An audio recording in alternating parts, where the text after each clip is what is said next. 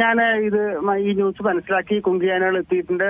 കുറച്ച് ദിവസമായിട്ട് ഒരു ആന സ്ഥിരമായി അവിടെ ഇറങ്ങുന്നു എന്നുള്ളതാണ് എനിക്ക് മനസ്സിലാക്കാൻ സാധിച്ചത്. ഈ ആന ഇറങ്ങുന്നതിന്റെ കാരണം എന്താണെന്ന് ആദ്യം മനസ്സിലാക്കണം. എങ്കിൽ മാത്രമേ നമുക്ക് ഒരു ശാശ്വത പരിഹാരം നമുക്ക് നിർദ്ദേശിക്കാൻ സാധിക്കുള്ളൂ. കാരണം ഈ ആന ഇറങ്ങാൻ പല കാരണങ്ങളുണ്ടാകാം. പല കാരണങ്ങളും, ഒന്ന് തീറ്റ കിട്ടാത്തത്, അല്ലെങ്കിൽ വെള്ളം കിട്ടാത്തത്, അങ്ങനെയൊക്കെ നമുക്ക് പറഞ്ഞൊഴിയാമെങ്കിൽ പോലും ഞങ്ങളൊരു 2003 അട്ടപ്പാടിയിൽ ഇതുപോലൊരു കേസ്, സ്ഥിരമായി രാത്രി ഒരു ആന തമിഴ്നാട്ടിൽ നിന്ന് കേരളത്തിലേക്ക് വരിക, പിറ്റേ ദിവസം രാവിലെ തിരിച്ചു പോവുക. ഞങ്ങളുടെ എലിഫന്റ് സ്ക്വാഡ് എല്ലാവരും കൂടെ അവിടെ എത്തി. അന്നത്തെ കലക്ടർ ഞങ്ങൾ ഓർഡർ ഇട്ട് നിങ്ങൾ അവിടെ എത്തണം. അന്നതുപോലെ ഫോറസ്റ്റിന്റെ ഉദ്യോഗസ്ഥന്മാരൊന്നും കാര്യമായിട്ട് ഈ ആന പരിപാലനത്തിൽ ഇല്ലാത്ത സമയത്താണ് ഞങ്ങളെ ഈ ഡ്യൂട്ടിക്ക് അവിടേക്ക് ഇട്ടത്. ആ സമയത്ത് ഞങ്ങൾ അവിടെ പോകുന്ന സമയത്ത് ഞങ്ങൾ ഈ ആന വരാനുള്ള കാരണം മനസ്സിലാക്കി പിന്തുടർന്നപ്പോ ഞങ്ങൾക്ക് മനസ്സിലാക്കാൻ സാധിച്ചത് അവിടെ സ്ഥിരമായി വാഷ് ഉണ്ടാക്കുന്ന ഒരു സ്ഥലമുണ്ടായിരുന്നു. ആ വാഷ് കുടിക്കാനാണ് ഈ ആന അവിടെ വന്നിരുന്നതെന്ന് ഞങ്ങൾക്ക് മനസ്സിലാക്കാൻ സാധിച്ചത്. ഫോറസ്റ്റുകാരോട് പറഞ്ഞ് അതെല്ലാം നശിപ്പിച്ചതോടുകൂടി പിന്നെ ആന വരവ് നിന്നു. അപ്പൊ നമ്മൾ ഈ ആന എന്തുകൊണ്ട് വരുന്നു എന്നുള്ളത് മനസ്സിലാക്കണം എന്നുള്ളതാണ് എനിക്ക് ആദ്യമായിട്ട് നിങ്ങളോട് പറയാനുള്ളത്. അത് വളരെ പ്രധാനപ്പെട്ടാണ്. കാരണം ഒരു കാര്യവുമില്ലാതെ കാട്ടാനകൾ ജനവാസ മേഖലയിലേക്ക് ഇറങ്ങില്ല. അവരെന്തെങ്കിലും ഒരു ആവശ്യത്തിനാകും വരുന്നത് എന്നുള്ള കാര്യം കൃത്യമാണ്. പക്ഷെ ഇതൊക്കെ നിരീക്ഷിക്കാനോ അല്ലെങ്കിൽ ഇതിൽ നിന്നുള്ള ഒരു പരിഹാരം കാണാനോ ഒക്കെ വനംവകുപ്പ് ഉദ്യോഗസ്ഥർക്ക് സാധിക്കില്ലേ? വനംവകുപ്പ് ഉദ്യോഗസ്ഥർ വന്ന രാത്രിയിലൊക്കെ കാട്ടിൽ കയറുക എന്ന് പറഞ്ഞാൽ ഭയങ്കര ബുദ്ധിമുട്ടുള്ള ഒരു കാര്യം തന്നെയല്ലേ? നമുക്ക് ആലോചിച്ചാൽ കിട്ടില്ലേ? അവർക്കും കുട്ടികളും കുടുംബങ്ങളും എല്ലാം ഉള്ളവരാണ് ഈ ഫോറസ്റ്റുകാരും. അപ്പൊ അവർ രാത്രിയിൽ എങ്ങനെ അവിടെ തമ്പടിക്കാന്ന് എനിക്ക് മനസ്സിലാകുന്നില്ല.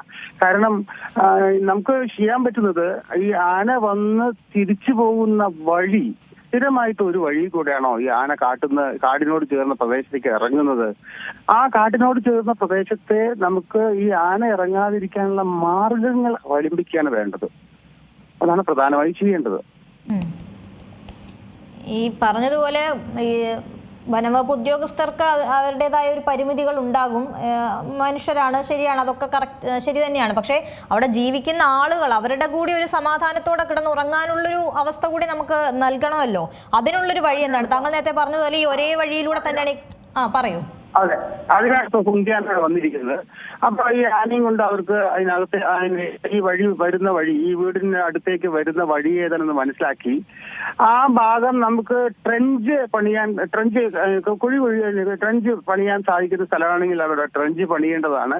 അല്ല, ഈ ആന കുറെ ദൂരത്തുകൂടെ ഒക്കെ അങ്ങ് ചുറ്റി വരുന്നുണ്ട് എങ്കിൽ നമുക്ക് അവിടെ ഹാങ്ങിങ് ഫെൻസ് മാതിരിയുള്ള കാര്യങ്ങൾ ചെയ്ത് അത് മെയിൻ്റനൻസ് നടത്തണം. അല്ലാതെ വെറുതെ അങ്ങനെ പണിതിട്ട് പോയിട്ട് യാതൊരു കാര്യമില്ല. ട്രെഞ്ച് പണിയേണ്ടതാണെങ്കിൽ ഏറ്റവും നല്ലൊരു ട്രെഞ്ചാണ്.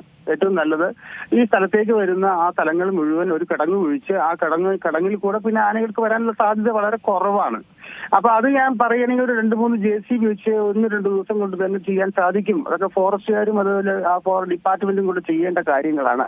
ആ ട്രെഞ്ചാണ് പണിയുന്നത് എങ്കിൽ നമുക്ക് ശാശ്വതമായ ഒരു പരിഹാരം തന്നെ ആയിരിക്കും അത്. അതെ, ഈ വനം വകുപ്പിന്റെ ഭാഗത്തു നിന്നും വരേണ്ടതല്ലേ ഈ നടപടികളൊക്കെ?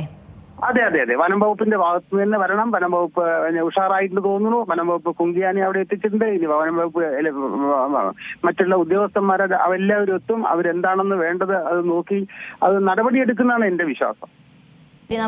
ഏറ്റവും പുതിയ വാർത്തകളും വിശേഷങ്ങളും വിരൽത്തുമ്പിലറിയാൻ സീ മലയാളം ന്യൂസ് എല്ലാ ഡിജിറ്റൽ പ്ലാറ്റ്ഫോമുകളിലും ലഭ്യം.